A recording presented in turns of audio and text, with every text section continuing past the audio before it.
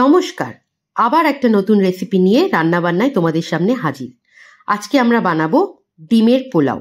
তার জন্য লাগবে আমাদের একটা ক্যাপসিকাম বড় সাইজের, দেখতে পেলে নিয়েছি, একটা গাজর মোটামুটি বড় সাইজের, কয়েকটা বিনসগুলো একটু বাজে দেখাচ্ছে আমি জানি, কারণ ফ্রিজে অনেকদিন ছিল বিনসগুলো, একটা বিটটা দেবো আমরা রঙের জন্যে, আর কয়েকটা কাঁচা লঙ্কা তোমরা ঝাল যে যেরকম খাও সেই হিসাবে নেবে।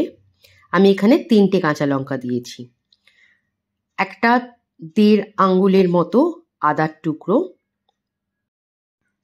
আমি এখানে নিয়েছি 3টে ডিম, কারণ বাড়িতে 3 জন লোক, তাই 3টে ডিমই আমার জন্য এনাফ।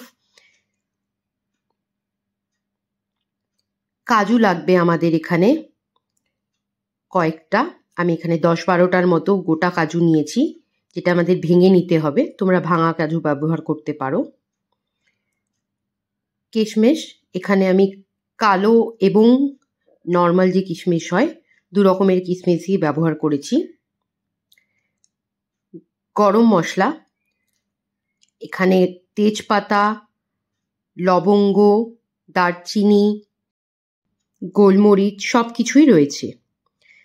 এখানে আমি একটু কেসর নিয়েছি, যেটাকে দুধে ভিজিয়ে রেখেছি, কারণ আমাদের রঙের জন্য কেসরটা লাগবে। চিনি, বাঙালি পোলাও একটু মিষ্টি মিষ্টি ভালো লাগে, তাই জন্য আমি এখানে চিনি নিয়েছি 4 চামচ। নুন পরিমাণ মতো। চাল, এখানে তোমরা গোবিন্দভোগ চালও ব্যবহার করতে পারো, আমি এখানে বাসমতি রাইস নিয়েছি, যাতে চালটা একটু লম্বা লম্বা হলে দেখতে ভালো লাগে, তাই জন্য আমি এখানে 2 কাপ বাসমতি রাইস নিয়েছি। এবার গাজরগুলোকে একদম সুন্দর করে কুচি কুচি করে নিয়েছি। সব সবজি কিন্তু আমরা একই রকম স্লাইস করার চেষ্টা করব, যাতে দেখতে জিনিসটা ভালো হয়। দেখতে পাচ্ছ বিটটাও কিন্তু আমি নর্মাল যেমনি আলু ভাজা কাটা হয় সেই রকমভাবেই গাজর, বিট, ক্যাপসিকাম, বিনস সব কিছু একই রকম শেপে প্রায় কেটে নিয়েছি। আদাটাকেও আমি সেম ছোট ছোট করে কুচো করে নিয়েছি। কুচি আদাই ব্যবহার করব, আমরা কিন্তু আদাকে থেতবো না বা পেস্ট বানাবো না।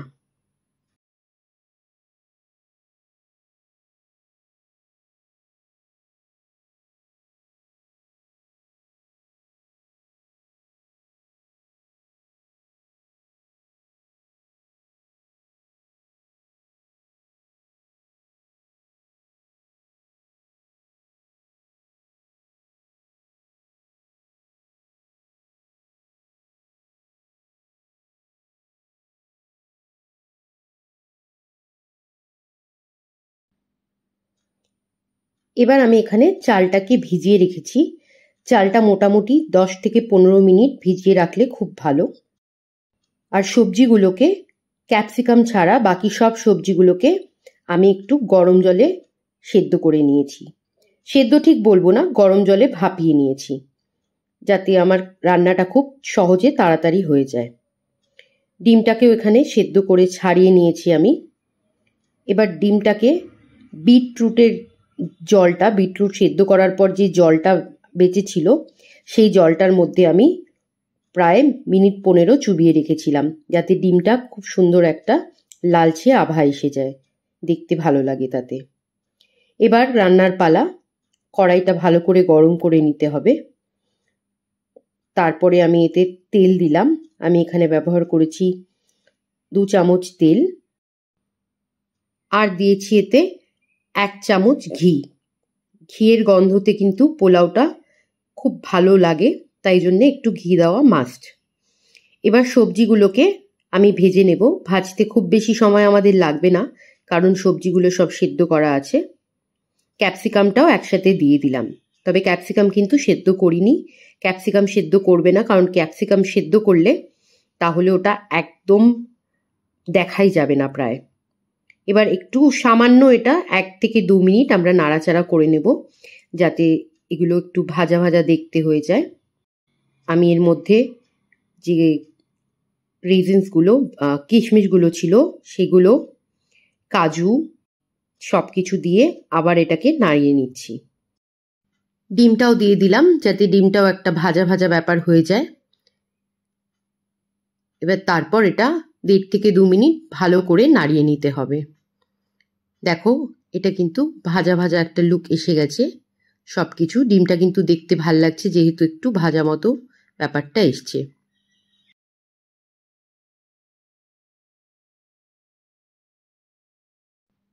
এবার সবজিগুলো এবং ডিমগুলো আমরা আলাদা করে তুলে রেখে দিচ্ছি।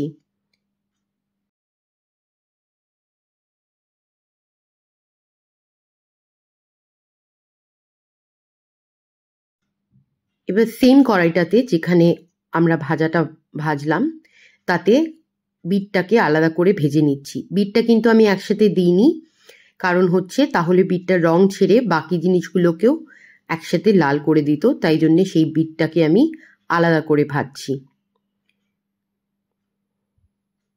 এবার বিটটাকেও আমি তুলে রেখে দিলাম সরিয়ে। এবার আমাদের পোলাওটা রান্না করার পালা। ওই কড়াইতে আবার আমি 2 চামচ তেল দিলাম এবং 1 চামচ ঘি।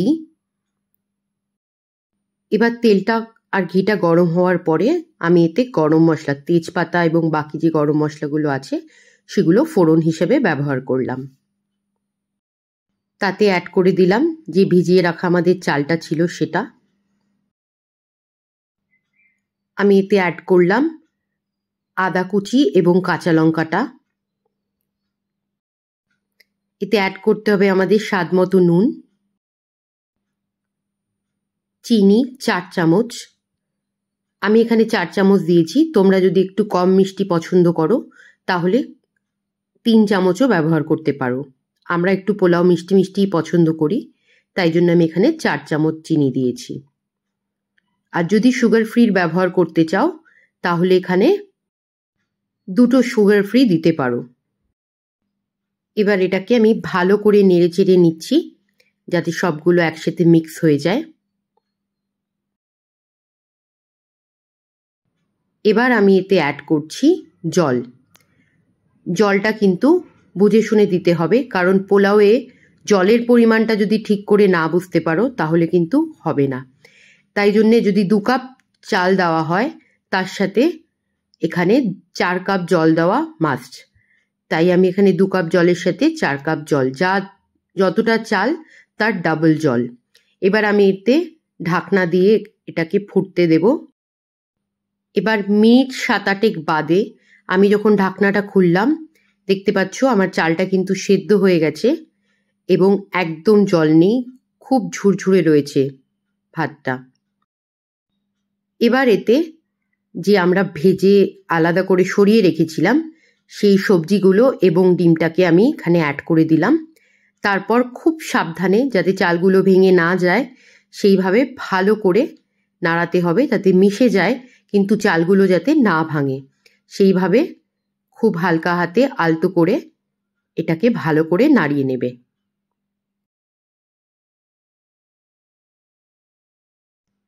আমার রান্না প্রায় হয়ে এসছে। আমি এতে কেসর, দুধে ভেজানো যে কেসরটা ছিল আমি সেটা এখানে অ্যাড করে দিলাম। তারপর আবার এটাকে নাড়িয়ে দিলাম। নিশ্চয়ই একটা জিনিস লক্ষ্য করেছো তোমরা, বিট দিয়েছি আমি, তাতেও কিন্তু চালটা লাল হয়নি। তার কারণ একটাই, কারণ হচ্ছে আমি বিটটাকে আলাদা করে ভেজেছিলাম। এটাই যদি সব কিছু একসাথে ভাজতে তাহলে কিন্তু ব্যাপারটা পুরো একটা লালচে ভাব এসে যেত, যেটা দেখতে ভালো লাগতো না। তাই জন্যে বিটটাকে আলাদা করে সেদ্ধ করেছিলাম এবং আলাদা করে ভেজেছি আমি, যাতে বিটটা দেখতে ভালো লাগে। একটা লাল লাল জিনিস রয়েছে পোলাওতে, সেটা বেশ কালারফুল বানায় জিনিসটাকে, কিন্তু পুরো যে পোলাওটার রংটা চেঞ্জ করে লাল করে দেবে সেটা কিন্তু করে না। তাই জন্যে এই প্রিকশনটা নিয়ে তোমরা বিটও ব্যবহার করতে পারো। এবার ওপরে আমি এখানে একটু গরম মশলার গুঁড়ো ছড়িয়ে দিলাম যাতে গন্ধটা খুব ভালো বেরোয়। এবার এটাকে আমরা ঢাকা দিয়ে, আচ্ছা ঘিটাও আবার একটু অ্যাড করে দিলাম লাস্টে একটা টাচ, জাস্ট যাতে ফ্লেভারটা ভালো আসে।